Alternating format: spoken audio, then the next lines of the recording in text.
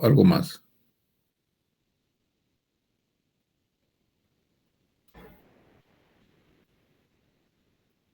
Hicimos apropiación.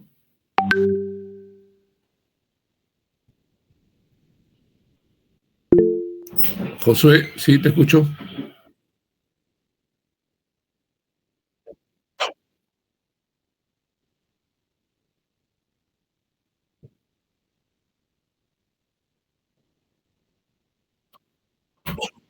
Ya, ya. Digamos que desarrollamos apropiación o no. Especificación también.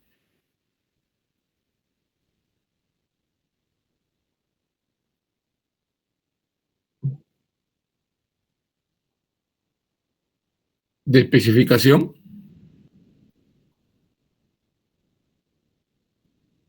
De accesión.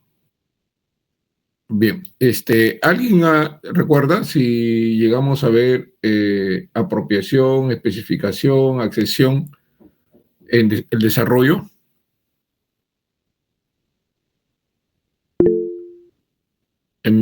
Aime. Profesor, buenas tardes. Sí, al igual que mencionó mi compañero, apropiación y especificación sí lo desarrolló. Sin embargo, a partir de accesión ya fue muy somero. Tanto, sí. Ya, correcto, correcto. O sea, hicimos apropiación, especificación y faltó accesión. ¿No? Sí, profesor. Desde ahí ya sería más esto. Ya, gracias. Bien, más o menos al inicio de este capítulo hicimos una presentación de todos los, digamos, modos de adquirir la propiedad, ¿no? Veíamos cuál de ellos podía calificarse como originaria o derivada, ¿no? Y más o menos ya ubicados en el contexto de estos 5 modos de adquirir la propiedad, como bien se ha dicho, hemos iniciado respecto de los primeros modos de adquirir la propiedad que recaen sobre bienes muebles, ¿no? La apropiación es un modo de adquirir la propiedad respecto de bienes que no tienen dueño y se presenta el efecto, es cuando se aprehende físicamente, o sea, se toma físicamente el bien. Se discute si se toma con ánimo de dueño o simplemente se toma. Hay en la doctrina discusión, eso lo hemos comentado. Para el caso de la especificación, cuando se produce la transformación de un bien, de un material, de un bien originario, que producto del trabajo o de la práctica artística o creadora de una persona, hace que ese material sea transformado en otro bien distinto, completamente distinto, no habría problemas que el nuevo bien sea de propiedad del propietario de los bienes, si es que el que transforma es el propietario de las materias primas. Es decir, que si del insumo, si el propietario del insumo hace la transformación, no cabe duda que será el dueño del objeto nuevo, ¿no es cierto? El problema se presenta cuando el que practica la transformación o la especificación usa bienes que no le pertenecen. Ahí está la dificultad y por eso es que la norma regula ese supuesto. ¿Qué sucede cuando una persona realiza un trabajo transformador de un bien que creyendo que es suyo, no lo es, y lo transforma? Entonces, el objeto nuevo pertenecerá al especificador, o sea, al transformador, siempre que sea conducido de buena fe y además reembolse el valor de los insumos a sus respectivos propietarios. Esa es la idea. No hemos entrado a mayor detalle en esto de la especificación. Lo que sí hemos dicho es que el concepto de la especificación va a depender de la regulación normativa que existe en cada uno de los países, ¿no? La especificación puede tener conceptos o ideas distintas. La que nosotros tenemos en nuestro código, sin duda, es una de las opciones que el derecho civil tiene, pero a lo largo de la historia se conoce que, digamos, ha habido diferentes enfoques y esto sí vamos a precisarlo. Por ejemplo, tenemos información de que en el derecho romano habían hasta 3 formas de abordar el tema de la especificación. Esta forma de adquirir la propiedad por especificación estuvo presente en el derecho romano. Se puede acceder a esta información a través del Corpus Juris de Justiniano, y había una polémica entre los denominados proculianos y los sabinianos, ¿no? Los proculianos decían, en esto de la especificación, que la materia es accesoria a la forma, el bien pertenece al especificador. ¿Por qué? Porque dice la nueva forma es el principal y la materia es el accesorio.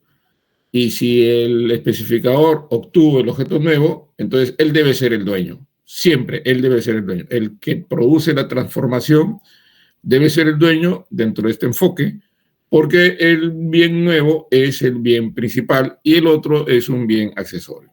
Es un enfoque, ¿no? Enfoque de los proculianos, que le llaman así en el derecho romano. Los sabinianos tienen otro enfoque. Dice, el nuevo objeto es del dueño de la materia, pues la nueva forma implica modificación y no destrucción. Es decir, al revés, ¿no?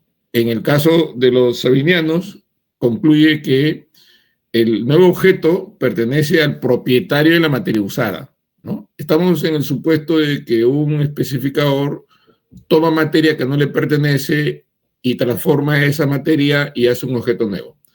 Entonces los sabinianos señalan que este objeto nuevo debe pertenecer al propietario de la materia usada, porque lo que se ha producido en estricto es una modificación de la materia usada, no una destrucción. Dice que este objeto nuevo no es otra cosa que la expresión, el resultado de la materia originariamente usada, por lo tanto, los dueños de la materia usada son los propietarios del objeto nuevo.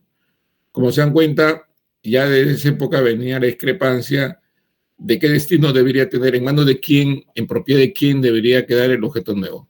Depende de, digamos, de a quién se considere más importante. En algunos casos incluso va a depender de quién considere el bien de mayor valor, ¿no?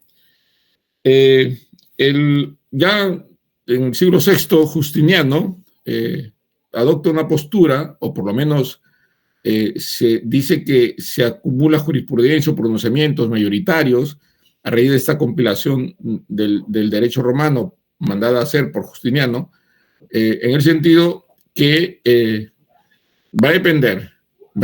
Si el especificador actúa de buena fe, entonces es propietario del objeto nuevo. Si actúa de mala fe, entonces no lo es. Sería el propietario de la materia, el propietario de la materia sería el propietario del objeto nuevo. Más o menos dice lo siguiente: si el nuevo objeto pudiera o no devolver al estado anterior, en el primer caso es del especificador y en el segundo es de los dueños de la materia. Claro, una de las características de la especificación es que el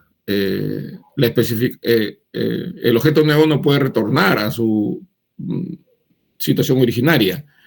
Y dice que si el objeto nuevo retorna a la postura originaria, significa que es de los propietarios de la materia. Y si es que el objeto nuevo no puede retornar a su postura originaria, a su situación originaria, entonces es del especificador. Este criterio, el primero, que si retorna a la postura originaria, a la forma originaria, es lo que nosotros en nuestro código le llamamos a la mezcla, que está precisamente en el artículo, a ver, veamos, creo que está en el artículo 937. ¿Alguien puede leer, por favor, el artículo 937?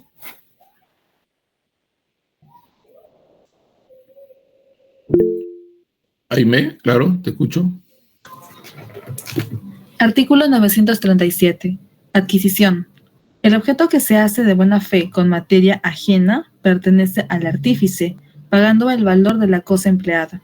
La especie que resulta de la unión o mezcla de otras de diferentes dueños pertenece a estos en proporción a sus valores respectivos. Mientras que la especificación, el objeto nuevo pertenece al especificador, en la mezcla, que es el segundo párrafo de este artículo, el objeto nuevo pertenece a los propietarios de la materia usada. Pero la diferencia entre el primero y el segundo es que en el caso de la especificación, el objeto nuevo no retorna a su estado anterior, mientras que en la mezcla, el objeto nuevo sí retorna a su estado anterior. Por esa razón es que si varios son los propietarios de la materia, el objeto nuevo sería una copropiedad, ¿no es cierto?, en la proporción del valor de la materia usada. En el derecho francés, miren ustedes, sale del esquema que acabamos de mencionar, y en el derecho francés se dice lo siguiente: si el valor del trabajo, si el valor del especificador, si el valor de la actividad creadora del especificador es mayor que de la materia, o sea, es mayor que el valor de la materia, entonces el propietario es el especificador. Al revés, si el valor del trabajo del especificador es menor que el valor de la materia, entonces el objeto nuevo pertenece al propietario de la materia. Entonces ahí va a depender del valor, ¿no es cierto? Va a depender del valor. Como podrán darse cuenta, los criterios van a variar, los criterios van a variar. Y en consecuencia, lo que tenemos nosotros en nuestro código es una opción, una de las opciones, ¿no? No interesa el valor, en este caso. El código no dice si puede o no regresar. La doctrina es la que finalmente establece que en el caso de la especificación, el objeto nuevo no retorna a su estado anterior y la mezcla sí retorna a su estado anterior. Nuestro código no llega a ese detalle. En consecuencia, diríamos que independientemente del valor del trabajo o el valor del bien, lo único que se le exige al especificador es que se conduzca de buena fe. Es decir, si el especificador toma materia ajena creyendo que es suya y produce la transformación, entonces estamos frente a un objeto nuevo que pertenecerá al especificador por su buena fe y además con la obligación de reembolsar el valor a los propietarios de la materia utilizada. Muy bien, entonces como podemos apreciar, en el caso de la especificación faltan estos detalles que creo son buenos que ustedes lo tengan, faltan estos detalles. En la especificación, en resumidas cuentas, se debe de tener presente que solo en el caso de que el especificador se conduzca a buena fe, se puede decir que el objeto nuevo pertenece al especificador. Al revés, si se condujera de mala fe, entonces el objeto nuevo no le pertenece al especificador. Ahora, se requiere que exista ánimo de propiedad, se requiere que exista la voluntad de hacerse propietario o no, o simplemente al transformar lo quiso hacer como un sentido espontáneo, artístico, sin pensar que lo que iba a obtener le pertenecería. Simplemente actúa como hacen los artistas por su propio deseo de hacer algo que les satisface o les complace crear o expresarse, puede ser a través de la escultura, a través de la pintura o a través de alguna obra artística. Las posiciones de la doctrina están divididas. Algunos sostienen que para que el objeto nuevo pertenezca al especificador tiene que haber voluntad. Es decir, tiene que hacer el trabajo como si él tendría el deseo de hacerse dueño del objeto nuevo. Otros sostienen que no es necesario, que simplemente es suficiente que obtenga el resultado para que se pueda establecer que el nuevo dueño, que el nuevo objeto es propiedad del especificador, aun cuando el especificador no haya sentido la necesidad de obtener esa nueva obra de arte o ese objeto resultado de su creación para sí. Simplemente lo obtuvo, ¿no? Y al obtenerlo le pertenece. Esa también es otra de las ideas que se tienen en la doctrina que no hay, digamos, coincidencia. Muy bien, ahora sí pasamos a la accesión, que es lo que queda pendiente para el tercer modo de adquirir la propiedad. Y en el caso de la accesión, lo que interesa es que el propietario de un bien, el propietario de cualquier bien, también lo es de todo aquello que se une o adhiere a este bien. Hay un bien principal y hay un bien que se adhiere. Aquello que se adhiere de manera permanente, entonces el propietario del bien principal es propietario del bien que se adhiere, ¿no? Y cuando decimos que se adhiere, asumimos lo que aplicamos en clases anteriores al concepto de parte integrante, ¿no? Decimos que parte integrante es aquello que se une o adhiere permanentemente a un bien y que no se puede separar y que solo podría separarse a costa de destruir o deteriorar el bien que se adhiere. Es decir, debe hacer con el bien principal uno solo, ¿no? Como si fuera uno solo, un solo bien. Y en consecuencia no pueden recaer sobre el principal y el integrante derechos singulares, es decir, no puede haber un dueño de la parte integrante y otro dueño de la parte que se adhiere.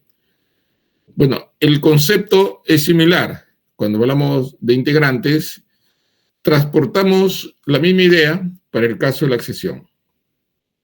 Si nosotros vemos ahí en la imagen de la diapositiva, el suelo vendría a ser el bien principal. Y el árbol que nace del suelo, crece del suelo o es plantado en el suelo y finalmente se enraiza en él, sería el bien que se adhiere, ¿no? Que se adhiere. Y entonces, como tú no puedes separar el árbol del suelo a costa de sacrificarlo, o trasplantarlo en otro lugar, porque siempre va a tener que estar en el suelo, si es que surge de ese suelo, se entiende que el propietario del suelo lo es de lo que está adhiriéndose a él de manera permanente. El árbol será propiedad del propietario del suelo, ¿no?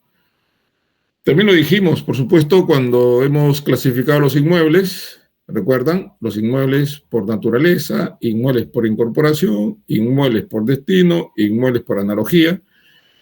Uno de los supuestos era inmuebles por incorporación. Los inmuebles por incorporación son partes integrantes. Los edificios construidos sobre el suelo son partes integrantes del suelo. El propietario del suelo debe ser propietario de lo que se edifica sobre él. Y en el caso de las plantaciones, el propietario del suelo es propietario de las plantaciones, ¿no? Es decir, de lo que se une o adhiere al suelo. En el ejemplo que ponemos ahí en la diapositiva, tenemos el dueño del suelo, será dueño del árbol y también de lo que genere el árbol, los frutos, ¿no es cierto? Los frutos. Los frutos que están pendientes, ¿no? Ahí ven ustedes unos puntitos rojos que vendrían a ser, no sé, manzanas, cerezas. Bueno, más parece manzanas. Ese fruto, mientras esté pendiente, es decir, mientras que esté adherido al árbol, pertenece al dueño del suelo. Una vez que se cosecha, va a depender, porque es posible que el dueño del suelo haya vendido la cosecha antes de que se siembre, ¿no? O sea, hay gente que te compra la cosecha antes de que se produzca el sembrío y los frutos al final, ¿no? Y entonces cuando está el fruto adherido al árbol o a la plantación, seguirá siendo propiedad del dueño del suelo. Una vez que se cosecha, automáticamente pasa a propiedad de aquel que compró la cosecha, ¿no? Digamos como un bien futuro, ¿no? Antes de que se inicie el periodo de la siembra, vienen al Perú muchas personas de diversos países y compran, por ejemplo, la producción completa del plátano orgánico que se produzca durante el año. Entonces, todavía no está ni siquiera sembrado, pero ya compran la cosecha. Y entonces ellos invierten, ¿no? Mientras el plátano está adherido a la plantación, es propiedad del propietario del suelo. Una vez que se desprende de la plantación, pasa a ser propiedad del que compró la cosecha, ¿no? Mientras todo esté adherido, unido al suelo, el titular del bien principal lo es del bien que se adhiere. Entonces hay diferentes tipos de accesión, ¿no? Accesión natural y accesión industrial. Como ya se puede uno imaginar, en lo que se refiere a la natural, se entiende que es una forma de adquirir bienes que se adhieren a otro bien en las que no interviene el hombre o en las que definitivamente el hombre podría ser un factor colaborativo, pero no determinante para que se produzca esta forma de adquisición de la propiedad. En el caso de la accesión industrial, ahí sí hay intervención humana. Es decir, el ser humano es el que genera el bien que se adhiere, mientras que en la natural, el bien que se adhiere lo genera la naturaleza. En cuanto a la accesión natural, tenemos dos tipos de accesión natural, las que están reguladas en el Código Civil. El aluvión y la abulsión, ¿no? Son dos formas. Está referido a los fundos ribereños, ¿no? Es decir, ustedes tienen ahí un río y la accesión se va a producir respecto a los fundos ribereños, es decir, aquellas porciones de tierra que pertenecen a aquellas personas que, digamos, sus extensiones de terreno llega al borde del río, ¿no? Y que se le conoce como fundo ribereño. En el caso del aluvión, los ríos transportan, debido a que, digamos, tienen largo recorrido. Por ejemplo, los ríos que llegan a la costa peruana vienen desde la sierra, es decir, algunos nacen incluso en las nieves de los picos nevados, ¿no? Otros vienen por las lluvias que se producen en la sierra, ¿no?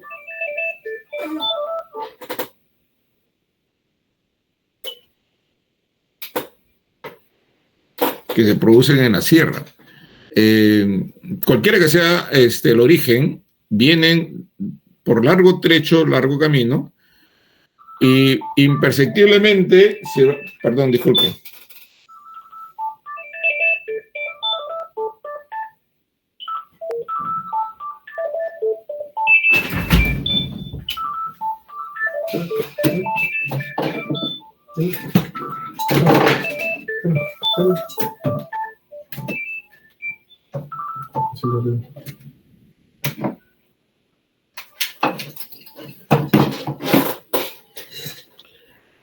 Bien, disculpen, justo tenía un teléfono a mi costado. Es un teléfono fijo. Bueno, continuamos. El aluvión, decíamos que es lo que arrastra el río a lo largo de su trayectoria. Puede ser ramas, sedimentos, restos de minerales, tierras o material ígneo, que le llaman, que son originados en diferentes momentos a lo largo de su trayectoria, y eso hace que se vaya sedimentando el borde del río, es decir,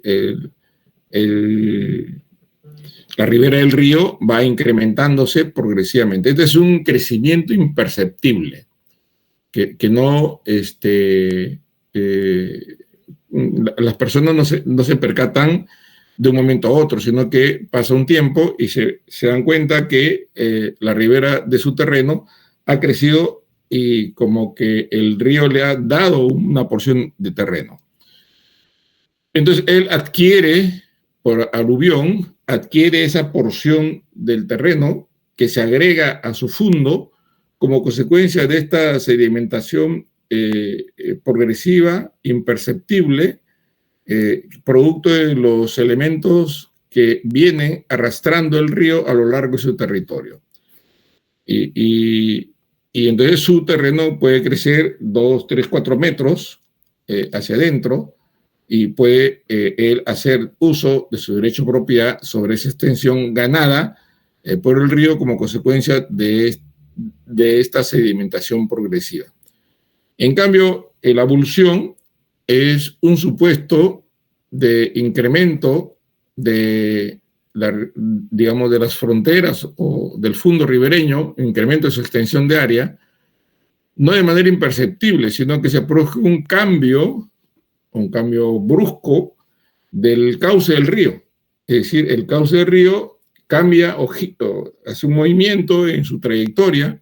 El cauce, que era, vamos a poner como ejemplo, venía más o menos en línea recta, un poco sinuosa, pero casi en la misma línea, y de un momento a otro hace una curva y uno de los fondos crece por el movimiento que hace el río, agrega extensión de terreno, pero al mismo tiempo que crece el fondo ribereño de una orilla, se segmenta el fondo ribereño de otra orilla. Y entonces alguien pierde y alguien gana, ¿no es cierto? Aquí lo que la norma establece es algo en cierta medida equitativo, porque le da la opción al que pierde el segmento del terreno como consecuencia del movimiento que hace el río, el cauce del río, para recuperar el bien que la porción de terreno que se ha acrecentado en el terreno digamos, del fondo ribereño de la otra orilla, ¿no? Y le da 2 años para que pueda recuperar, digamos, esa extensión perdida. Si no la recupera, entonces ya se consolida como propietario el dueño del fondo beneficiado por el movimiento del fondo ribereño de la orilla contraria, ¿no? También, por supuesto, la norma establece que es posible que digamos, el titular o el propietario del predio ribereño no haya tomado posesión. Eso lo dice el 940. ¿Puede leer, por favor, Jaime, el 940 del Código Civil? Sí, profesor. Accesión por abulsión. Cuando la fuerza del río arranca una porción considerable y reconocible en un campo ribereño y lo lleva al de otro propietario ribereño, el primer propietario puede reclamar su propiedad, debiendo hacerlo dentro de 2 años del acaecimiento. Vencido este plazo, perderá su derecho de propiedad, salvo que el propietario del campo al que se unió la porción arrancada no haya tomado aún posesión de ella. Muy importante esos 2 detalles. Primero, que es posible que el propietario del fondo ribereño beneficiado tome posesión del bien. Y claro, por supuesto, se va a alegrar, ¿no? Pero a la vez, si es solidario, le va a dar tristeza que su vecino del otro lado del río haya perdido lo que él ganó, ¿no es cierto? Pero estará a la espera de que el otro propietario del fondo ribereño de la otra orilla perjudicado le reclame, ¿no? Y para ello tiene 2 años. En el plazo de 2 años, él puede pedirlo. Ahora bien, la otra es que no haya tomado posesión. Y claro, que no haya tomado posesión es algo que le beneficia al fondo ribereño, al propietario del fondo ribereño que perdió. Porque si no ha tomado posesión el beneficiado, él puede reclamar incluso después de los 2 años, ¿no? O sea, podemos, contrario censu, concluir que estos 2 años es en el caso de que el propietario del fondo ribereño beneficiado haya tomado posesión. Porque si no toma posesión, podría hacerlo incluso después, ¿no? Bueno, pero estos son supuestos, digamos, que acontecen no en la ciudad, sino en el campo, ¿no? En áreas rurales. El Código Civil no ha desarrollado mucha problemática de los derechos reales en el campo, en las zonas agrícolas o zonas rústicas. Más yo digo que es un código citadino, ¿no? Si bien el Código Civil se extiende también, digamos, a los derechos reales en el área rural, no se refleja con la misma intensidad que otros códigos en el nuestro, ¿no? En el nuestro, en gran parte de los derechos reales que se analizan en el Código Civil, por sus características normativas, están pensadas, pienso yo, ¿no?, para los derechos reales en zonas de la ciudad, y los derechos reales vinculadas a tierras agrícolas están reguladas por una ley especial, ¿no? Que incluso la ley de reforma agraria establecía tiempos de prescripción adquisitiva de propiedad menores a las que establecía el Código Civil. Se tiene una regulación particular, ¿no? Este es un caso de adquirir la propiedad de predios que se encuentran fuera de la ciudad, ¿no? Y me parece que es una referencia también importante, pero no llegamos a profundizar mucho sobre derechos reales en el campo, o sea, en zonas agrícolas, zonas rústicas, que sobre ellas, si bien se puede aplicar supletoriamente el Código Civil, en lo que no está regulado en esas normas especiales, y por eso es que, digamos, tiene importancia conocerlas, pero hay mucha regulación normativa sobre derechos reales en predios agrícolas o rústicos que están contenidos en normas especiales. Muy bien. Y ahora pasamos, no sé si hay alguna pregunta sobre lo que acabamos de conversar.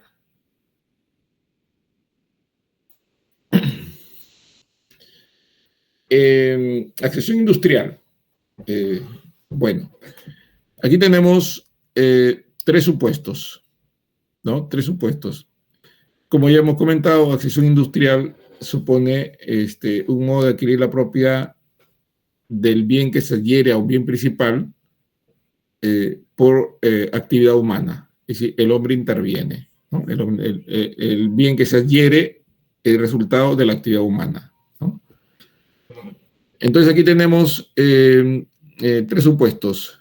¿Qué es lo que se enfoca en estos 3 supuestos? Si tú construyes en terreno que te pertenece, no cabe duda que lo construido te pertenece.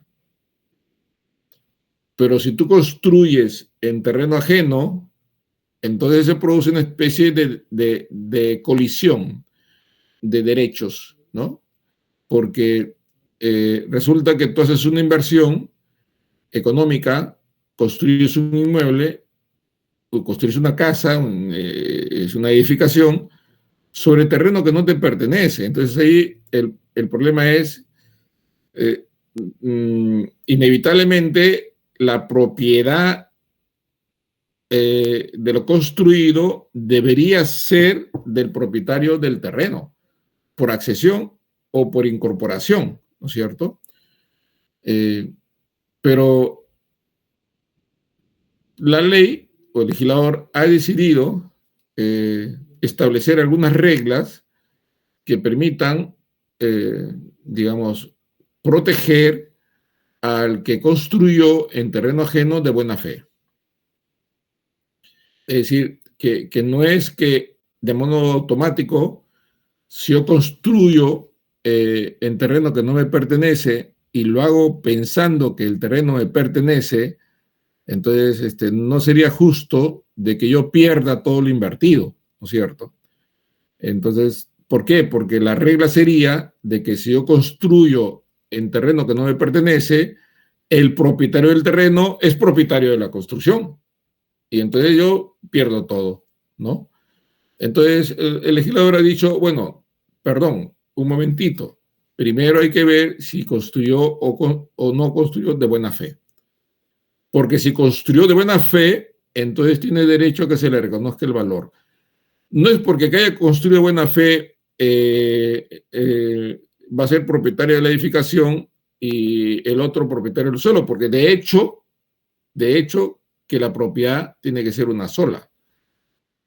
Pero hay un derecho del constructor, del invasor, que pensó que el terreno le pertenecía y resulta que no le pertenecía, pero ya invirtió una casa de 3 pisos, de 4 pisos, ¿no? Entonces ahí establecen derechos. Entonces en la primera se dice que en el caso del invasor de buena fe, digamos, el que decide si le paga el valor de lo construido o le obliga al invasor a adquirir el terreno, es el propietario del terreno. Es decir, el propietario del terreno, cuando invade su terreno y construye a alguien de buena fe, el propietario del terreno le dice al invasor, le dice, bueno, te pago el valor de lo construido, o si no, tienes que comprarme el terreno, ¿no? Porque no pueden haber dos dueños, tiene que haber un solo dueño del terreno y un solo dueño de la edificación. Pero en este supuesto es que el propietario del terreno es el que opta, él es el que decide la opción y le dice, yo puedo pagarte el valor actual de lo construido o en su efecto tú me pagas el valor del terreno. Claro, la norma establece algunas referencias económicas referidas al valor, ¿no? En este primer caso, habla del valor comercial actual. Eso está en el artículo 941. ¿Puede leer, Aime, por favor? Claro. Edificación de buena fe en terreno ajeno. Cuando se edifique de buena fe en terreno ajeno, el dueño del sujeto puede optar entre hacer suyo lo edificado u obligar al invasor a que le pague el terreno. En el primer caso, el dueño del suelo debe pagar el valor de la edificación, cuyo monto será el promedio entre el costo y el valor actual de la obra. En el segundo caso, el invasor debe pagar el valor comercial actual del terreno. El valor actual comercial del terreno es el valor que tiene el terreno en ese momento, si es que se vendiera, ¿no? Y el otro es el promedio entre el valor de la edificación y el costo, entre el costo, o sea, lo que gastó para edificar y el valor actual de la obra. O sea, diríamos, el promedio entre lo que gastaste en el momento en que lo hiciste y lo que gastarías si lo haces ahora, ¿no? Es decir, el valor actual de la edificación, por supuesto, generalmente eso es más caro que el valor, que el costo cuando se edificó. Entonces ahí el promedio de esos dos valores es lo que pagaría el propietario del terreno al invasor. Y si al revés, el que tiene que quedarse con el terreno es el invasor, él tiene que pagar el valor comercial actual del terreno. En todos estos supuestos, el propietario del terreno no pierde. Porque incluso en el segundo supuesto, la ley o el legislador establece que el invasor, no dice que el invasor actúa de buena fe, sino que el dueño del terreno actúa de mala fe, ¿no? El propietario del terreno actúa de mala fe. ¿Y de qué forma se puede expresar esa conducta del propietario del terreno para que se califique de mala fe? Por ejemplo, podría ser que el propietario del terreno engaña o induce a error a la persona para que ésta después construya, y una vez que construya, se quede con la propiedad de la edificación. Esa es, creo yo, una forma de expresar la mala fe del propietario del terreno. O él lo deja construir sabiendo que es su terreno y el otro cree que es suyo, pero lo deja a propósito para después quedarse con un edificado. Bueno, esa es la mala fe, pero la mala fe no hace, digamos, que el propietario del terreno pierda su terreno, sino que simplemente cambia la opción. Y la opción ya no la tiene el propietario del terreno, sino la tiene el invasor. Y él es el que opta entre que se le pague el valor actual de la edificación o él pague el valor comercial actual del terreno. Claro, el valor actual de la edificación es como si el invasor gastara para construir lo que en ese momento vale, ¿no? No es que en el primer caso el promedio entre lo que gastó cuando construyó y lo que gastaría si lo hace ahora, sino en ese caso es simplemente lo que gastaría si lo hace ahora, ¿no? Claro, un poco más. Ese sería el castigo para el propietario del terreno de mala fe. Porque en cuanto al valor del terreno, igual que en el caso anterior, el invasor debe pagar el valor comercial actual del terreno, ¿no? Entonces ahí creo que no me parece muy justa la sanción a aquel que induce a otro a construir y luego pretende hacerse dueño de lo construido. Creo que debería recibir una sanción, ¿no? Por su conducta de mala fe.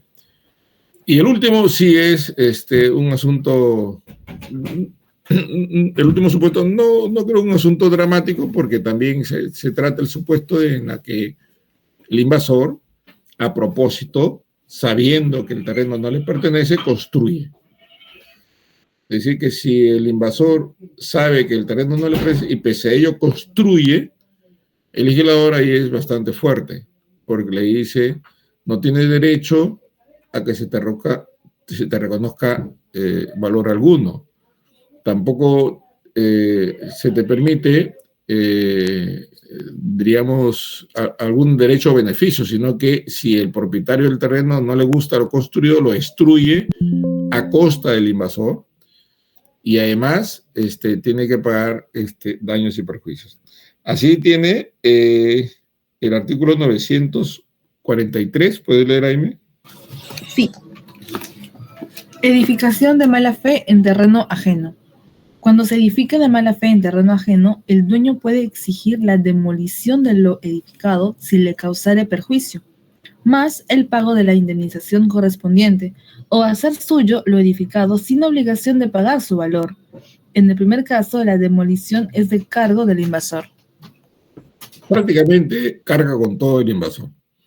Construye en terreno ajeno sabiendo que no le pertenece. Primero, que el propietario del terreno hace suyo lo construyó sin pagar nada. Si no le gusta, lo destruye y el costo de la destrucción la paga el invasor. Y además, cualquiera de los dos, además, indemnización por los daños causados, ¿no? Entonces yo creo que está bien, pues, está bien. ¿Por qué construye en un lugar que él sabe que no le pertenece? Y además, con eso está causando perjuicio al propietario del terreno, ¿no? Esta es una situación totalmente diferente a las dos anteriores, ¿no? Y me parece que en esa parte sí hay una respuesta sancionadora ejemplar, ¿no? Bueno, en esto de adquisición industrial hay alguna variante, ¿no?, que lo regula nuestro código. Podría ser que dos predios colindantes, predios vecinos, ¿no?, uno al costado del otro, los dos terrenos están vacíos y resulta que uno de ellos, el del lado derecho, construye antes que el otro. Y en lugar de construir por el frente con 8 metros de frente y tiene, pues, por decir, 200 metros de fondo, pero por el frente tiene 8, y en lugar de construir teniendo como referencia los 8 metros que tiene al frente a 8 metros, 200 de fondo, o 20, vamos a ponerle, invade y construye 9 metros, o sea, sus 8 más 1 metro más. O sea, hay una invasión parcial del vecino. Entonces aquí tenemos el problema de que está construyendo en terreno ajeno, pero no en todo el terreno ajeno, sino en una parte del terreno. Y aquí, bueno, si el propietario del terreno afectado considera que lo invadido, digamos, le afecta, por supuesto, pero puede aprovechar lo que queda para el proyecto que él tiene de construir una casa o hacer un negocio, y entonces el propietario del terreno vecino que invadió tiene que reembolsarle, por supuesto, el valor del terreno. Pero si la invasión es mayor o es significativa al punto que ya no le es de utilidad, entonces se lo obliga al propietario, o sea, al invasor, ¿no?, a comprar la totalidad del terreno. Está en el artículo 944. ¿Puede leer, Aime? Sí, profesor. Invasión del suelo colindante. Cuando con una edificación se ha invadido parcialmente y de buena fe el suelo de la propiedad vecina, sin que el dueño de ésta se haya opuesto, el propietario del edificio adquiere el terreno ocupado, pagando su valor, salvo que destruya lo construido. Si la porción ocupada hiciere insuficiente el resto del terreno para utilizarlo en una construcción normal, puede exigirse al invasor que lo adquiera totalmente. Cuando la invasión a que se refiere este artículo haya sido de mala fe, regirá lo dispuesto en el artículo 943. Claro. En este caso, aplica la regla, el extremo que habíamos puesto de sanción, ¿no? Si es que hay mala fe. Si es que sabiendo perfectamente que ese era terreno ajeno, construye, ¿no? Dice, Alexei, ¿puedes hablar? Alexei ha mandado un mensaje, pero el mensaje te mira un ratito y se va. Alexei. Está sin audio. Ya, a ver, voy a entrar al mensaje. Un ratito.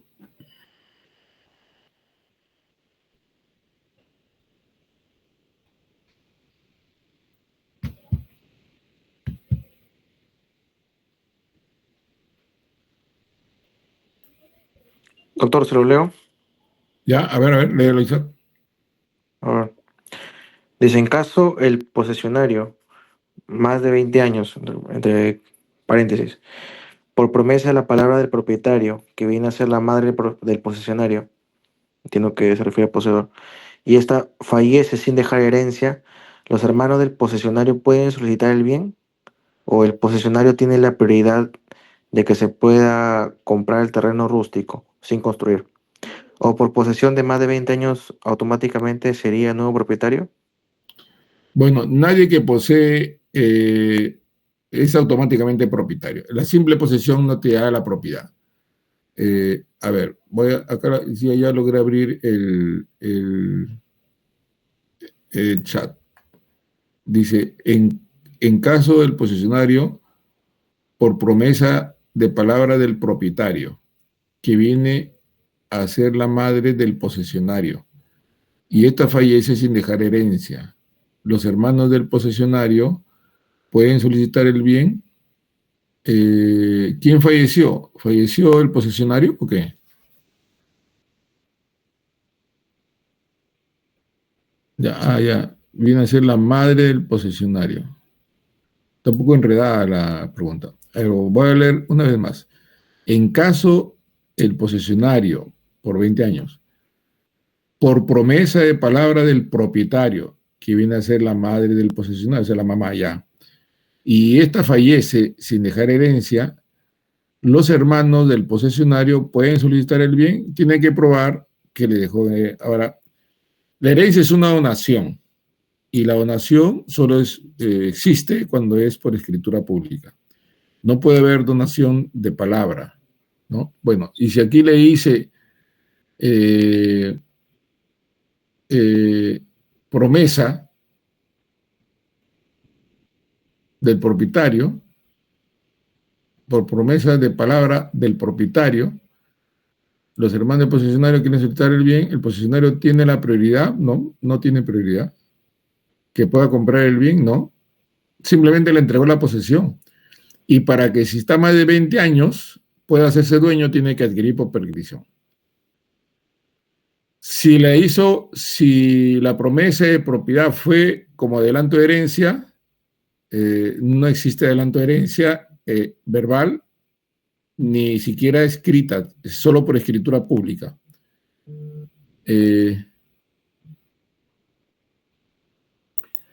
Luego tenemos el otro supuesto. Muere la señora, los hermanos pueden solicitar el bien, los hermanos tienen derecho a la propiedad del bien, como lo tiene el posesionario. Para que alguien sin tener derecho de propiedad solo ha poseído, para que pueda adquirir la propiedad necesita poseer por más de 10 años de manera continua, pacífica, pública como propietario, como lo vamos a ver más adelante, es una forma de adquirir la propiedad. Nadie se convierte automáticamente en propietario por solo poseer. No es posible, ¿no?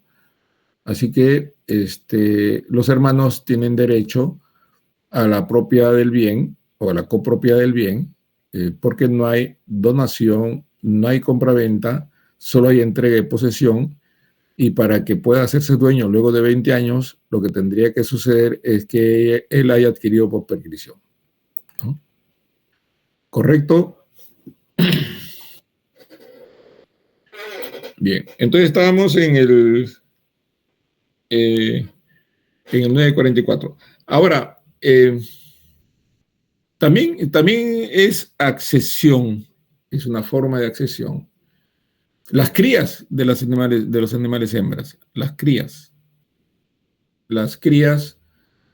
A ver, el propietario del animal hembra es dueño de las crías del animal hembra, ¿no? Recuerda que los animales, los perritos, o los gatos, o las vacas, o ganado caprino, o las ovejas, etcétera, los propietarios de las hembras son propietarios de las crías, salvo que digamos, se cruzó con la hembra, el dueño del animal, el propietario del animal que hizo procrear a la hembra, se pongan de acuerdo y se repartan las crías. Pero en caso contrario, estas están consideradas como frutos, ¿no? Los animales, las crías, que desde que están en el vientre del animal, incluso cuando nacen, se consideran frutos, ¿no? Y en consecuencia son de propiedad del propietario del animal, ¿no? Hembra. También hay una regla respecto a la inseminación artificial. Si un animal hembra, ¿no? Adquiere, digamos, si un animal hembra pare, digamos, sus crías, pero no ha habido un animal macho, sino ha habido inseminación artificial, ¿no? Y no habría problema si el propietario del animal hembra es también propietario del insumo genético o del insumo que provoca digamos, la procreación de estos animales, de estas crías. No habría ningún inconveniente. El problema es que uses el material que no te pertenece, ¿no? Si lo usas de buena fe, entonces debe reembolsar al propietario el material utilizado, el material genético utilizado. Pero si lo usas de mala fe, tienes que devolver el triple del valor, ¿no? Claro, porque ya no hay animal macho. En lugar de animal macho, se produce una reproducción por inseminación artificial y va a depender de que si usaste el material ajeno de buena fe o lo usaste de mala fe. Si lo usaste de buena fe, si creías que te pertenecía, entonces tienes que reembolsar el valor. Pero si lo usaste de mala fe sabiendo que no te pertenecía, tienes que devolver el triple del valor. Muy bien. ¿Alguna pregunta? Gianfranco. Doctor, buenas noches. Sí, le quería consultar acerca de la edificación de buena fe en terreno ajeno. En el supuesto caso de que un invasor de buena fe construya en propiedad ajena y el propietario no quiere comprar la construcción que realizó el invasor, bajo el artículo 941, ¿se le va a obligar a venderle el terreno? El propietario no quiere comprar la edificación. Así Sí, es. yo creo que sí. Si no quiere comprar el terreno, le puede obligar a que compre el terreno. Claro que sí. Si no, no tendría sentido la norma. Cuando una norma, todas las normas tienen un supuesto de hecho y su efecto jurídico. Si la norma cubre el supuesto de hecho, entonces el efecto jurídico tiene que ser realizable, viable, ¿no es cierto? Si no, la norma no tendría sentido. Si la norma dice en este caso que el adquiriente de buena fe tiene el derecho a que se le reembolse el promedio entre el valor, el costo y el valor actual de lo construido, o según el propietario del terreno, o a comprarle el valor comercial actual del terreno, o sea, el invasor a comprarle al propietario del terreno el valor del terreno, el terreno al valor comercial actual, bueno, no tendría eficacia, no tendría razón la norma si el otro dice que no quiero y se acabó.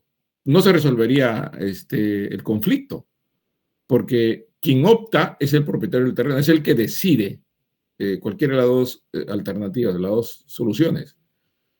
Si le dice ya, le puede decir ya, págame el valor del terreno, y el invasor dice no te voy a pagar. Entonces, como el propietario del terreno es el que decide, él puede iniciar una acción judicial para que le pague el valor del terreno. Podría la acción judicial tener efectos de obligación de dar suma de dinero, ¿no? Finalmente. Tendría que, para efectos prácticos, el demandante tendría que conocer que el demandado tiene bienes suficientes para que pueda hacer recuperación del valor del terreno, ¿no? Sí, O gracias. embargarle la edificación, de ser el caso, ¿no?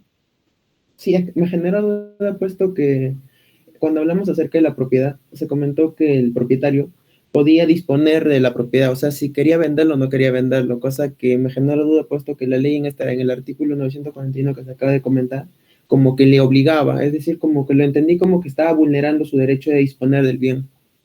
No, es que el invasor no puede vender solo la edificación,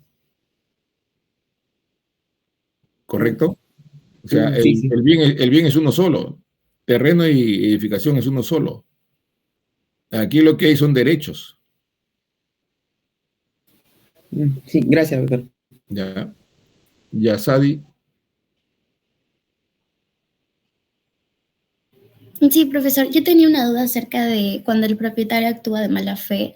Como Ya. usted mencionó, pues aparentemente el propietario no pierde en ninguno de los supuestos, y sí mencionó que a su consideración quizás sí le debería de caer alguna sanción o algo análogo a ello debido a su mala fe, ¿no? Por permitir que el edificador construya a sabiendas el propietario que la propiedad es suya. En ese sentido, no sé si es que a la luz del derecho comparado hay en otros códigos civiles sí se regule una sanción para este propietario que actúa de mala fe. No tengo un dato preciso sobre esto. De las lecturas que he accedido, no a los códigos, hay, por supuesto, una interpretación similar a la nuestra, es decir, hay una regulación similar, comentarios doctrinarios similar, aunque algunos llegan a comentar que debería de haber pues una medida un poco más drástica, ¿no? Pero no he hecho una averiguación de los códigos civiles respecto a este punto, ¿no? Bueno, es una buena tarea para el trabajo de investigación, me parece. Sí, profesor, muchas gracias. Muy buena la preocupación, muy buena. Sí, sí, gracias. Gracias. Julio Alonso. Profesor, buenas noches. La pregunta de Yasai ya me da un poco de luces, pero quería igual que profundice un poquito con respecto a cuando el propietario actúa de mala fe. El único supuesto de hecho en ese caso es que el propietario hace creer al edificador que el edificador es el dueño del terreno. No, yo lo he puesto como ejemplo. La mala fe se puede manifestar de diferentes maneras, ¿no? La idea es que el propietario del terreno le haga creer de cualquier manera, le haga creer al propietario, digo, al invasor, que el terreno es suyo. Por ejemplo, puede ser que el propietario del terreno simula una venta con Juan y Juan le vende al invasor, ¿no es cierto? Pero esa simulación tiene por objeto perjudicar a Juan, digo, al invasor, ¿no? Entonces, esa es una forma. Otra forma es, él mismo le dice al invasor que le vende el terreno y resulta que cuando firma la minuta la hace firmar por otro. O, es decir, no llega a formalizarlo, vamos a decir así, ¿no? Y no puede probar el otro que le vendió y con testigos acredita que hizo una especie de simulación de venta. Es decir, la forma como es que logra el propietario del terreno hacer que el invasor crea que el bien le pertenece, puede ser diversa, ¿no? Puede ser. Yo he puesto uno de los supuestos, uno de los ejemplos, ¿no? Listo, muchas gracias, profe. Bien. ¿Alguna otra pregunta?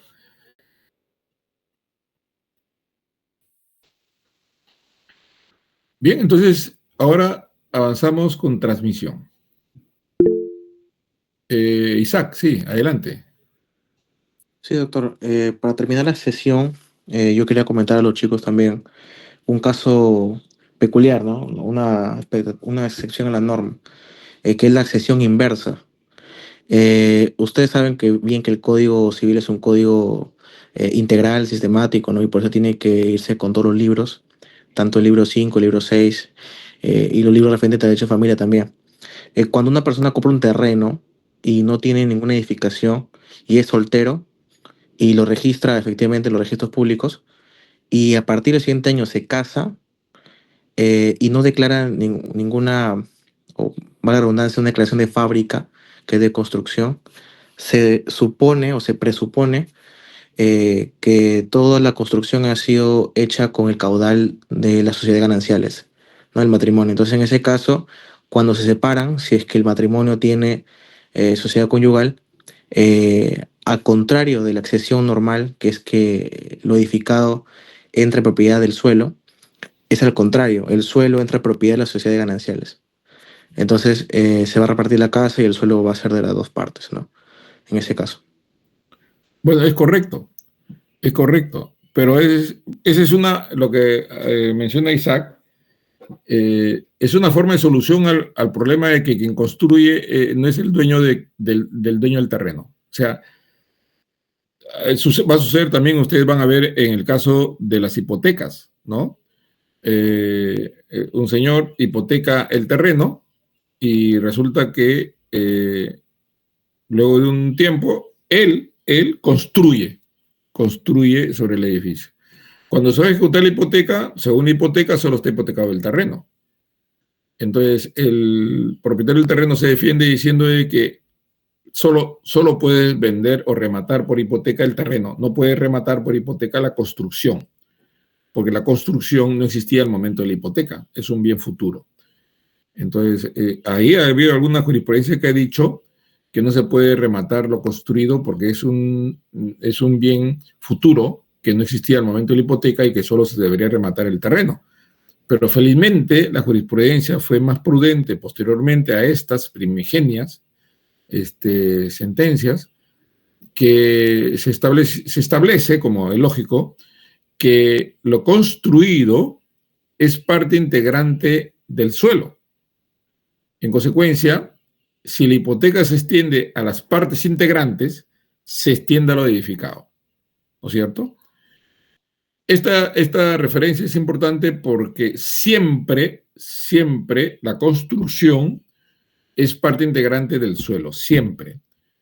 ¿Cuáles son los aspectos patológicos? Cuando el que construye es diferente, es el propietario, el que construye no es el propietario del terreno. Ahí hay un problema. Y el Código Civil ha logrado resolver ese problema según estas reglas que acabamos de mencionar. Es una manera de abordar la solución a este impasse. ¿Qué pasa? Que aquel que construyó en terreno que no pertenece lo hizo de buena fe y da una regla. ¿Qué pasa si el propietario del terreno es el de mala fe y da otra regla? ¿Qué pasa si el invasor es conocedor y actúa de mala fe y da otra regla? Todas esas reglas tienen por objeto hacer corroborar el hecho de que el propietario del terreno tiene que ser propietario del edificado, y en este caso le reconoce el valor, le reconoce los derechos mismos que nacen de su propia construcción, pero igual el propietario del terreno es el propietario del edificado. Y en el caso de los bienes sociales, como señala Isaac, que está eso regulado en el Código en Libre Familia, dice, si sobre bien propio de uno de los cónyuges, si sobre bien propio, o sea, ¿cuándo un bien es propio de uno de los cónyuges? Cuando el cónyuge lo adquiere antes de casarse. Yo soy soltero, compro un terreno. Me caso y llevo al matrimonio un terreno. ¿Correcto? Llevo al matrimonio un terreno. Y una vez casado, construyo. Entonces aquí hay una regla especial que está expresamente señalada en el código. Dice, si con caudal social se construye sobre terreno de uno de los cónyuges, terreno y construcción es de la sociedad conyugal. Es de la sociedad conyugal. O sea, ahí se resuelve el problema de la accesión. Por más que el terreno haya sido del marido como bien propio porque lo compró antes de casarse, el hecho que se haya construido sobre ese terreno del bien propio de uno de ellos, esa construcción que es con caudal social, con caudal de los cónyuges, convierte el terreno en un bien social también. Ese es solo hecho. Pero la norma dice con derecho a reembolso. Con derecho a reembolso. ¿Qué quiere decir?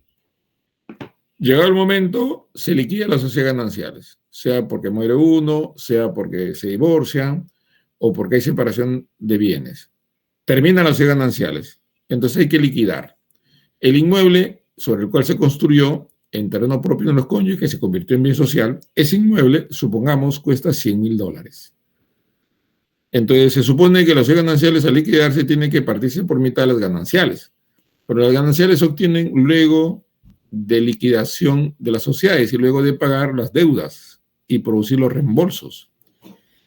Si el inmueble íntegramente cuesta $100,000, pero el terreno vale 40,000, ojo, y el terreno vale 40,000, entonces el propietario del terreno, que aportó a las sociedades gananciales el terreno, se lleva 40,000, que es el valor del terreno. Entonces quedan 60. De los 60, 30 para el marido y 30 para la esposa. O sea que el propietario del terreno se lleva los 40, que es el valor del terreno, más los 30, que son las gananciales, que es lo que aportó en la construcción. Y el que no era propietario del terreno se lleva 30. ¿Correcto? Esa es la repartición. Pero la ley no se hace bolas en ese caso. La ley, el legislador dice, ¿y este terreno de quién es? Es del marido. ¿Es bien propio? Bien propio. Lo compró cuando era soltero. Perfecto. Ahí vamos a construir la casa. Ya, ¿la casa con qué plata se construye? Con caudal social, es decir, de los dos. Automáticamente el terreno pasa a ser de las sociedades gananciales. Automáticamente. Y es un bien social todo. Pero, como le digo, con derecho a reembolso. Cuando se liquide, van a tener que devolverle al que aportó el bien terreno, devuelve el valor del terreno. Y el saldo se divide entre dos. ¿No? Ese es el comentario que está haciendo Isaac. Me parece apropiado. Sí, Aime. Profesor, disculpen, tengo una pregunta respecto a a la edificación de buena fe en el terreno ajeno. Y de hecho, sí es algo que me preguntaba, y es que en el supuesto de que el propietario del terreno de buena fe no quiere hacer suya la propiedad, y el invasor tampoco quiere pagarle o comprarle, bueno, el terreno, es posible que el propietario pueda ejercer la acción de enriquecimiento injustificado, mejor dicho, pueda demandarlo por enriquecimiento injustificado. O sea, en este caso sería bajo el supuesto de ejercicio del derecho ajeno, de manera que solicite la restitución del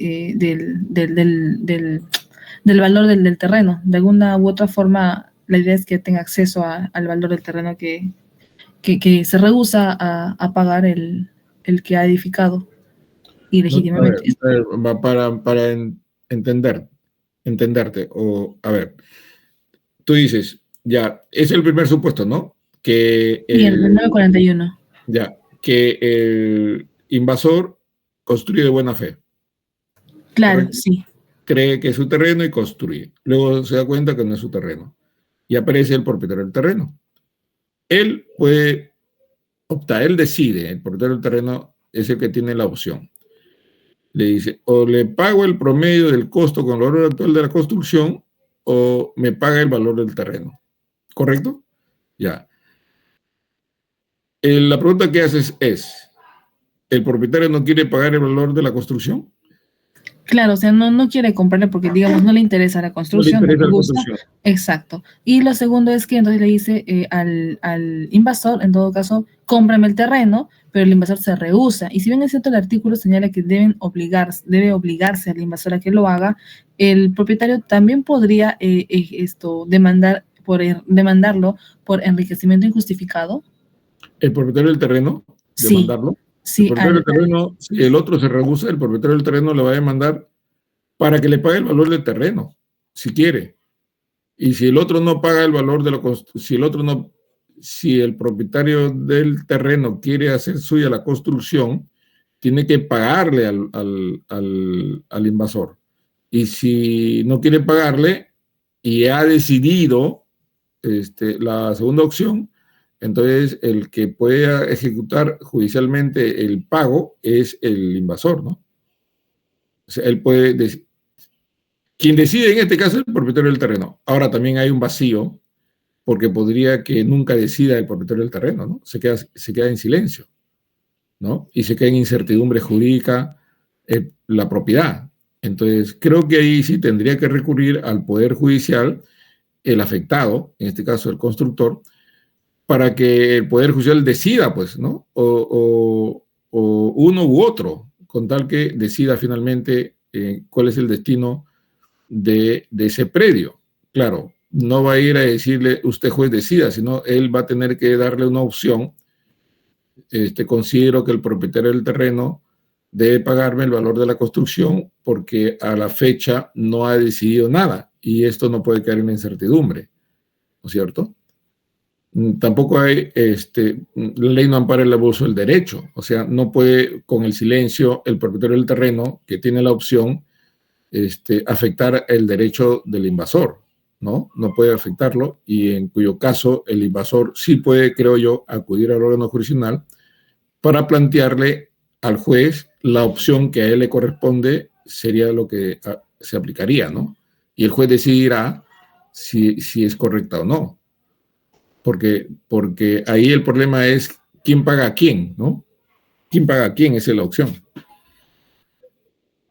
Ahora, enriquecimiento sin causa sería en el caso de que el invasor le reclame al propietario del terreno el valor de lo construido, porque el propietario del terreno no decide, o si decidió, no le paga.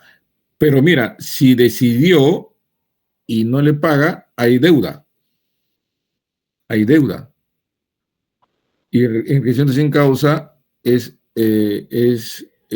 una acción supletoria, es una acción que ya no tienes otro camino, ¿no? Que enriquecimiento sin causa.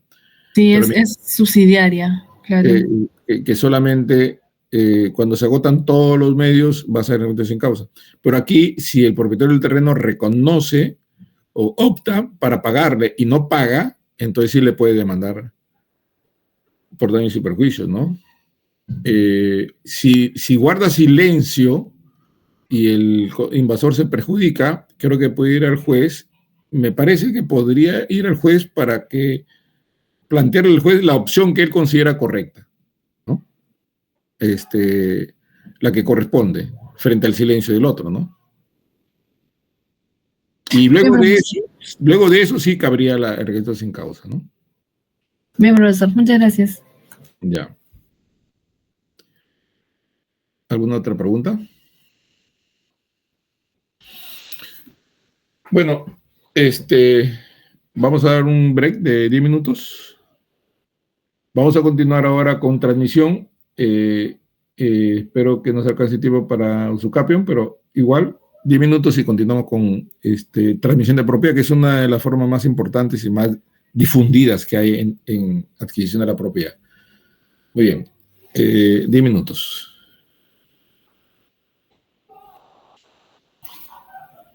Tercer modo o el cuarto modo de adquirir la propiedad. En realidad, tengo unas diapositivas aquí importantes porque hacen referencia a los antecedentes históricos de este modo de adquirir la propiedad, ¿no? Pero voy a dejar esto para después, para poder entender los tres modos de transmisión que se conocen en la actualidad. Digamos los más importantes. Los más importantes. Y luego de que veamos esto, retrocedemos en historia y vamos a ver cómo se originaron, porque todos ellos se desprenden de los antecedentes históricos cuyas fuentes están en el derecho romano, es decir, están finalmente sistematizadas en el Corpus Juris de Justiniano. Bien, hay tres modos, tres modelos o tres sistemas de transmisión de bienes. De este modo de adquirir la propiedad cuando uno transfiere a otro. Entonces, es una forma de adquirir la propiedad derivada. Viene de una sucesión en la transmisión. Alguien es propietario y transmite la propiedad a otro. Para este modelo de transmisión se requieren dos personas, el transferente y el adquiriente. Es inevitable, es su propia esencia, que es una forma derivada, ¿no? Muy bien. Entonces, hay tres sistemas que actualmente, lo más importante es, de repente hay mixturas, pero me parece que son los modelos referenciales más importantes que hay en esta parte del mundo, es decir, del civil law, ¿no? De Europa y América, Europa continental y América. El primero de ellos es el título y modo. A esto se le conoce como forma causalista de transmisión, en el sentido que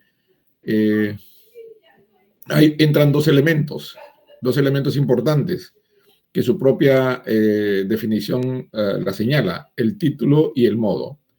El título vendría a ser la causa remota, es decir, el título vendría a ser el acuerdo de voluntades. Dicho en otras palabras, el título vendría a ser el contrato. Y el modo vendría a ser la causa próxima y la inmediata, es decir, la entrega del bien, es decir, la tradición o entrega del bien. El modo, entrega, título, contrato. Funcionan las dos simultáneamente y ambas tienen que estar presentes para que la transmisión opere. Si está uno de ellos, no opera en ausencia del otro. Por ejemplo, puede haber un contrato de compra-venta, y no haber transferencia. Porque para que exista transferencia, según este modelo, es necesario que el bien se entregue. ¿Correcto? Es decir, no es suficiente el acuerdo de voluntades para transferir. No es suficiente decir, yo te quiero transferir y tú quieres adquirir. Y si es compra-venta, yo te quiero vender y tú quieres comprar. y está el precio y está el objeto. No, eso es parte del modelo. Se necesita contrato, pero la celebración del contrato, la concurrencia de voluntades, el acuerdo de las partes es una parte de la transmisión. La otra es la entrega. Si no hay entrega, entonces no hay transferencia. La sola entrega tampoco produce la transferencia. Para que produzca la transferencia, la entrega tiene que estar sujeta al acuerdo de voluntades para transferir. O sea, ambas deben de estar presentes. No importa primero uno y después el otro, pero ambas deben estar presentes para que se formalice, para que se produzca, no para que se formalice, sino para que se produzca la transferencia de propiedad. Esta forma de adquirir la propiedad estuvo presente en el derecho romano y actualmente lo está en el derecho civil español. Es decir, que el vendedor tiene que estar en posesión del bien, porque si el vendedor no está en posesión del bien, no podría entregarlo, ¿no? De esta manera, el adquiriente se asegura por lo menos del goce inmediato de los bienes, ¿no? No es algo ilusorio, sino que forma parte de la transferencia y la entrega, y al entregar el bien al adquiriente, el adquiriente tiene como efecto inmediato en su beneficio el goce del bien, ¿no? Bueno, las dos cosas, contrato y entrega. El propietario que vende debe tener el bien en su poder para poder entregar el bien al otro. Y el otro se hace dueño cuando recibe el bien. Ese es un modelo. En nuestro país esto funciona para muebles, solo para muebles, no para inmuebles. En nuestro país funciona para muebles. Está en el artículo 947, creo. Ahí me puede leer, por favor. 947. Sí, profesor. Transferencia de bien inmueble. La transferencia de propiedad de una cosa mueble determinada se efectúa con la tradición a su acreedor, salvo disposición legal diferente. Con la tradición, ya sabemos que tradición es entrega, ¿no? Si es mueble, solo opera cuando se entregue. Claro, previamente tiene que haber un contrato, tiene que haber la transmisión consensualizada. Y esto surte efecto de la transferencia con la entrega. Es decir, si ustedes van a la tienda, compran una bicicleta, pagan por la bicicleta, reciben la factura por la bicicleta, no son dueños. Todavía, no son dueños. Entonces van ustedes al encargado, le dicen, mi bicicleta, le dicen, tenga este papelito, recójalo del depósito. Ya. Con el papelito que ustedes reciben, ya les entregaron. Porque ustedes tienen que ir a recoger el bien en ese depósito. Prácticamente ahí hay una entrega documental. Ponen a su disposición la bicicleta. O se la entregan físicamente, ¿no? O le pueden decir, mañana le entregamos en su domicilio. Hasta que no le entreguen, no va a operar o sea, ustedes no son propietarios. Tienen derecho a reclamar la entrega, por supuesto, pero mientras no se les entregue, no son propietarios. Así que no es suficiente tu factura, es necesario que tengas el bien físicamente, tratándose de muebles, ¿no? Bien, este es un sistema, es un modelo. Y la otra es la transmisión por consenso. Por consenso significa que es suficiente con el contrato o es suficiente con el acuerdo de voluntades. Si yo me comprometo a transferir un bien a otro, ese solo hecho hace que el adquiriente se haga propietario. O sea, en otras palabras, la concurrencia de voluntades en la transmisión inmobiliaria, en la transmisión en general, hace eficaz la adquisición de la propiedad por el adquiriente. En nuestro país esto funciona solo para inmuebles. Se reputa al derecho francés este modelo, ¿no? El famoso modelo consensualista, donde el propietario que quiere vender No necesita tener la posesión del bien, no necesita. Solo necesita ser propietario para transferir la propiedad, con el acuerdo de voluntades con el adquiriente. No necesita estar en el registro, no necesita tener el derecho inscrito, solo necesita ser propietario. Es decir, el transferente no tiene por qué tener el bien en su poder y no tiene por qué su derecho estar en registro, solo se requiere que sea propietario y transferirá la propiedad solo con el acuerdo de voluntades con otra persona. Esta otra persona quiere adquirir, tú quieres transferir, y ese hecho genera la transferencia automáticamente de la propiedad. En este caso, funciona en nuestro país para inmuebles. No conozco si también funciona para muebles en otros países, pero por lo menos en nuestro país no funciona para inmuebles porque ahí funciona a título y modo, y para inmuebles sí funciona este modelo. Está en el artículo 949, famoso artículo 949, ¿no? ¿Puedes leer, por favor, Aime? Te agradecería. Sí, claro. Transferencia de bien inmueble. La sola obligación de enajenar un inmueble determinado hace al acreedor propietario de él, salvo disposición legal diferente o pacto en contrario. Claro, salvo que la ley diga otra cosa, porque obviamente en el caso de la donación no solamente hay que ver el consenso, sino que tiene que ser por escritura pública. La ley puede disponer forma distinta. No solo el acuerdo de voluntades, tiene que ser escritura pública, si no, no hay contrato para la donación, ¿no es cierto? Que es una forma de transferir. Y salvo pacto contrario, en el contrato mismo se puede establecer forma diferente, ¿no? Pero si no hay pacto en contrario, si la ley no dice otra cosa, la transferencia inmobiliaria se produce con el acuerdo de voluntades para adquirir y para transferir. Bien, este modelo, por supuesto, ha generado incertidumbres, ¿no? Bastantes incertidumbres. Porque te imaginas, tú adquieres la propiedad de Juan y tú le dices, Juan te dice, te vendo mi casa. Y entonces tu comprador le dices, ¿y la casa la tienes? No, no la tengo. Está en manos de un tercero. Ya. ¿Y en el registro estás como propietario? No, no estoy en el registro como propietario.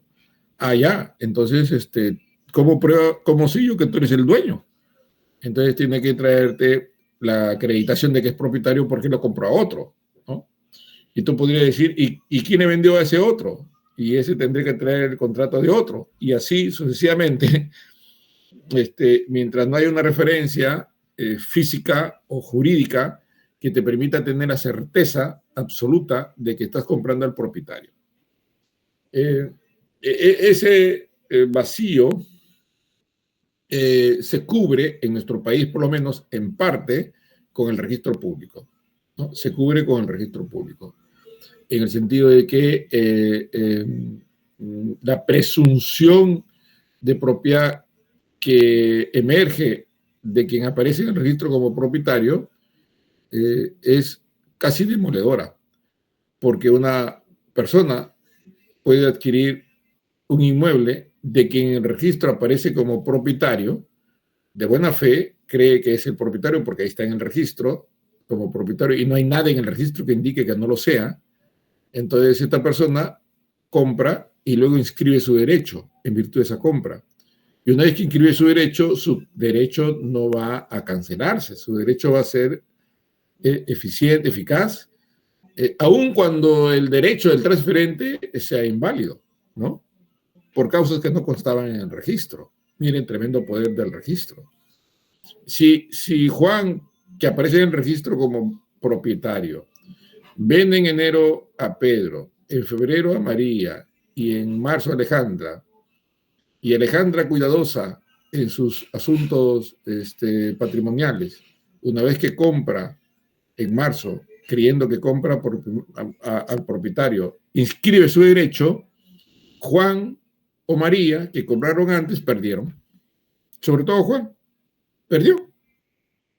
Porque el derecho de Alejandra inscrita al final va a prevalecer frente a los derechos de los otros. Mire el poder que tiene el registro público. Pero claro, así como sucede esto, puede suceder también a raíz de este vacío, jurídico, pueden suceder estafas, como de hecho que han sucedido.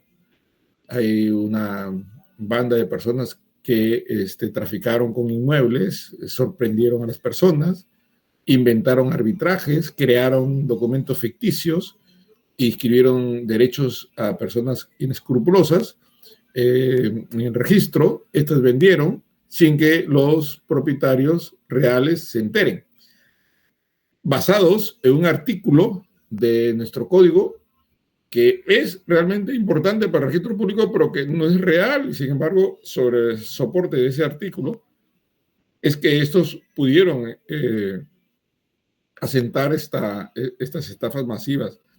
Este artículo es el 2012 del Código Civil, que está en la parte del derecho registral y que es la piedra angular del sistema registral. ¿Puede leer, por favor, el 2012? Sí, claro. Principio de publicidad. Se presume, sin admitirse prueba en contrario, que toda persona tiene conocimiento del contenido de las inscripciones. ¿Se imaginan? ¿Ustedes tienen conocimiento de qué cosa hay en los asientos registrales, en las inscripciones? ¿Alguien conoce? Ni siquiera los propietarios conocen qué está pasando en el registro público. Bueno, ahora hay una alerta registral que les notifican, ¿no? Sobre inscripciones que están en trámite. Pero en general, nadie puede afirmar que conoce lo que está en el registro. Sin embargo, esta es una presunción jure de jure, es decir, sin admitir por el contrario. Nadie puede alegar desconocimiento. Claro, esta es la base del sistema registral. Si tú le quitas ese artículo, se cae el sistema registral. Entonces, ¿qué es lo que se promueve? ¿Qué es lo que deberían hacer los propietarios? Inscribirse en el registro. Mientras no estén en el registro, están inseguros. Están a la expensa de la buena voluntad y la buena fe de quien sigue en el registro como propietario. Porque la transferencia se va a producir sin estar en el registro, no es un requisito, y sin tener el bien en tu poder, ¿no?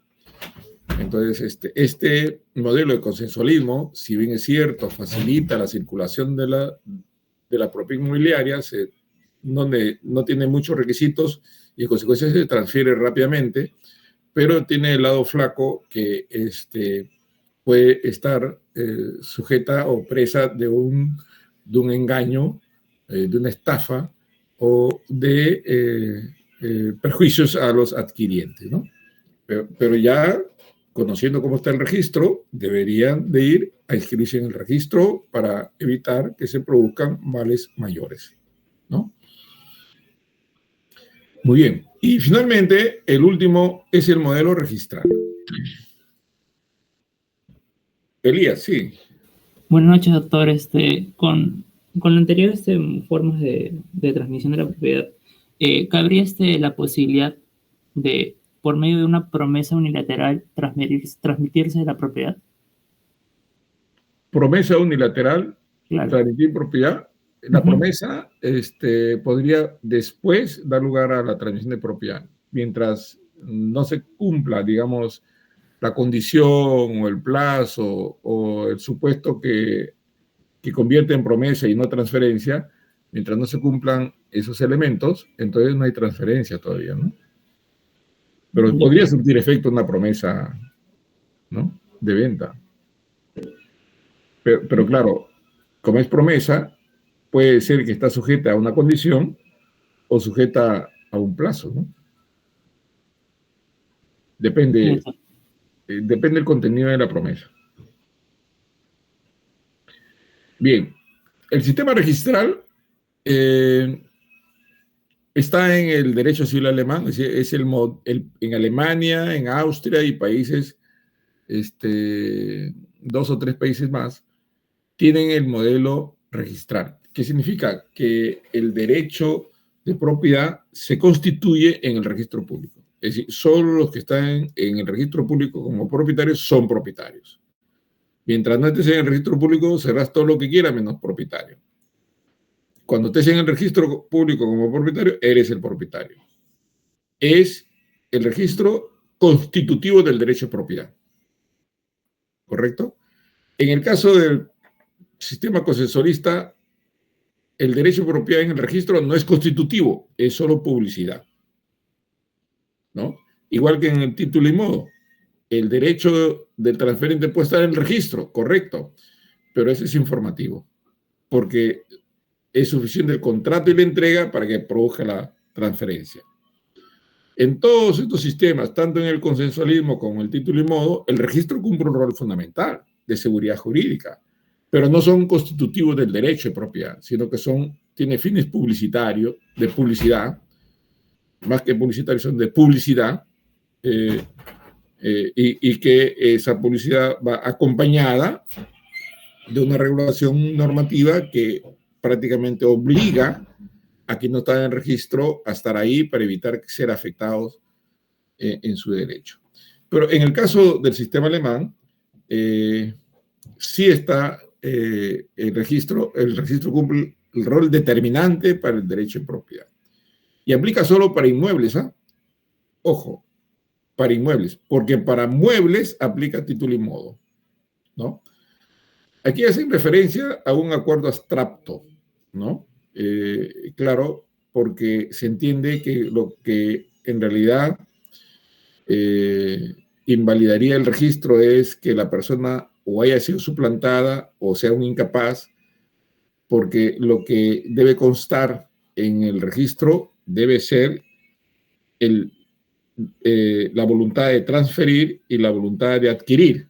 Y luego, por supuesto, vienen los detalles ya concretos, los términos, las condiciones de la transferencia, el valor, etcétera. Si se entrega o no se entrega el bien, etcétera. Pero hay un acuerdo de las partes que difícilmente se puede dejar sin efecto, que es la voluntad de transferir y la voluntad de adquirir, ¿no? Aplica para el caso de inmuebles y para el caso de muebles. La diferencia es que en inmuebles el registro es constitutivo y en el caso de muebles la entrega del bien es el que constituye la transferencia inmobiliaria. Este es el sistema más seguro, ¿no? Y muchos países han intentado llegar a este sistema. En nuestro país, por ejemplo, se ha intentado ya en varias oportunidades con proyectos de ley para que se adopte ese sistema registral y evitar estas dificultades de incertidumbre que genera el consensualismo. Pero no se ha podido por una razón muy sencilla. Mucha informalidad en nuestro país. No existe un catastro nacional inmobiliario. Muchos predios a nivel nacional están fuera del registro y si lo están solamente no en un modelo de folio real o de catastro, sino están más que todo inscritos tomando como referencia a las personas, no los predios, ¿no? Es decir, si tú vas al registro y quieres averiguar quién es el propietario de un inmueble, vamos a poner, ubicado en la avenida Arica 544, entonces el registro no te va a decir quién es el propietario del inmueble ubicado en tal lugar. Lo que te va a decir es, dígame el nombre de quién es el dueño y yo le puedo encontrar a nombre de quién están los inmuebles de este señor. Entonces, si vas, Juan Pérez Martínez tiene inmuebles inscritos en el registro y te dan toda la relación de los inmuebles de Juan Pérez Martínez. Pero si tú dices, este predio ubicado en Arica, número tal, ¿pertenece a Juan Martínez? Y lo otro es decir, no sé. Tendría que ir al folio de Juan Martínez y ver si ese está a nombre de él, ¿no? Ese inmueble.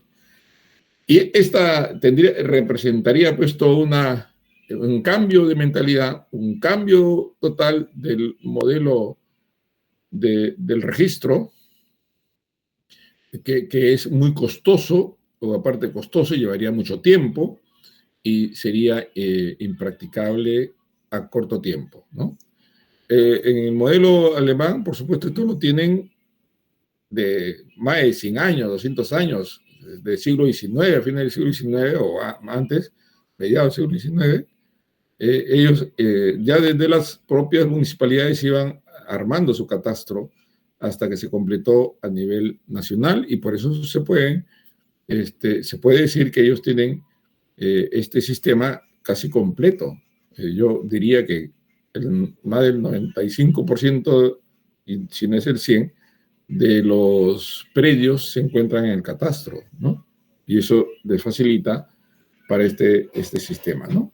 En el Perú Jorge Avendaño presentó un proyecto de ley para que los predios que están ya en el registro, las transferencias inmobiliarias, sean constitutivas en el registro. Y los predios que no están inmatriculados en el registro sean por consensualismo o título y modo. Pero eso no prosperó porque si no se podría generar una especie de desquiciamiento mientras unos están por un sistema consensual, otros están con un sistema registral, y hay predios que son de 100 metros cuadrados, pero que forman parte de otro más grande de 10 hectáreas, y no habría forma como inscribir si no está independizado, ¿no? Entonces, todas estas dificultades dan lugar a que ese proyecto, o dieron lugar a que ese proyecto no prosperara, ¿no? Sus aspiraciones buscaban, en este caso, por lo menos algunos predios tengan la cobertura constitutiva del registro público, ¿no? Pero seguimos con el mismo sistema, ¿no? Que es el consensualismo. Muy bien.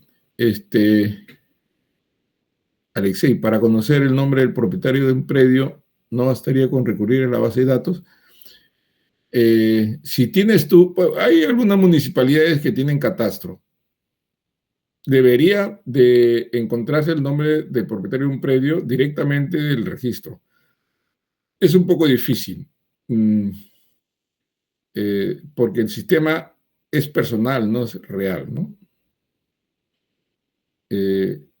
Claro, la base de datos que tienen probablemente arroje las propiedades con relación a personas.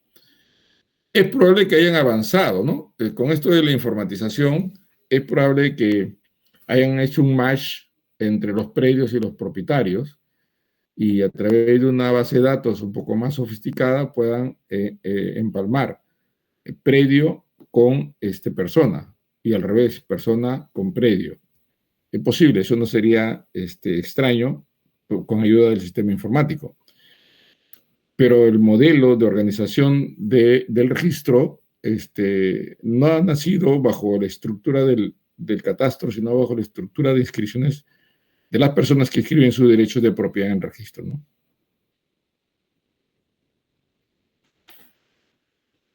Bien, entonces ahora, en los minutos que me quedan, o mejor, lo dejamos para el día próxima semana. Esto es una referencia muy importante, muy importante. Lo dejo ahí porque para eso se requiere de una explicación un poco más detenida. Son modelos de transmisión de bienes desde la época de Roma, ¿no?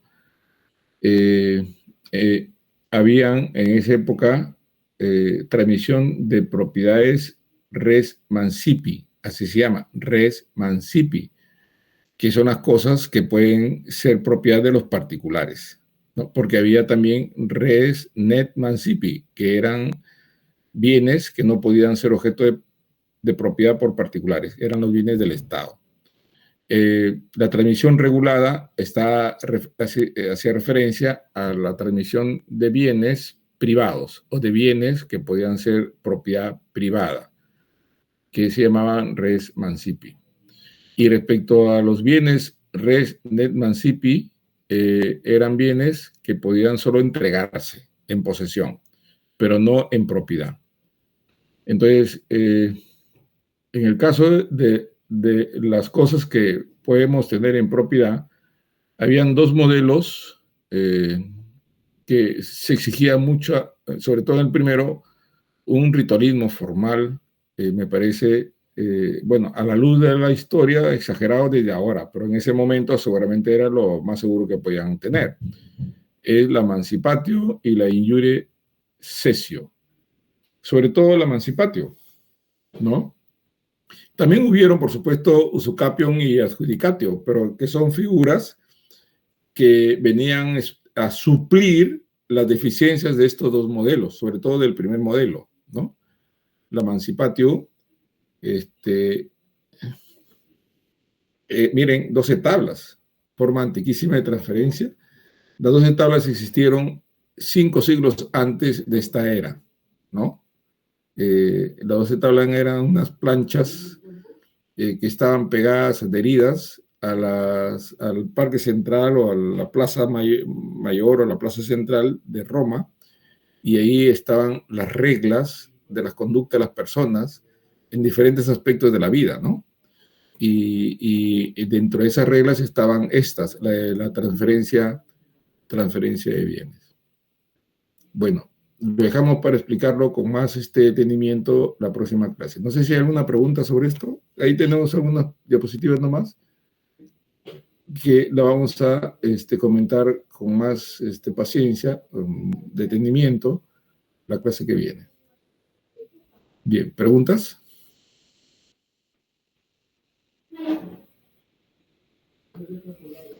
Bien. Si no hay preguntas, nos quedaríamos ahí y continuamos el próximo miércoles. Espero que no haya paro el próximo miércoles. Delegado. ¿Está el delegado?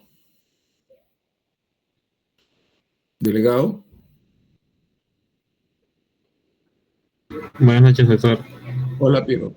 Toma foto, captura de pantalla para informar a la facultad, por favor. Disculpe, ¿podría repetir, por favor? ¿Cómo?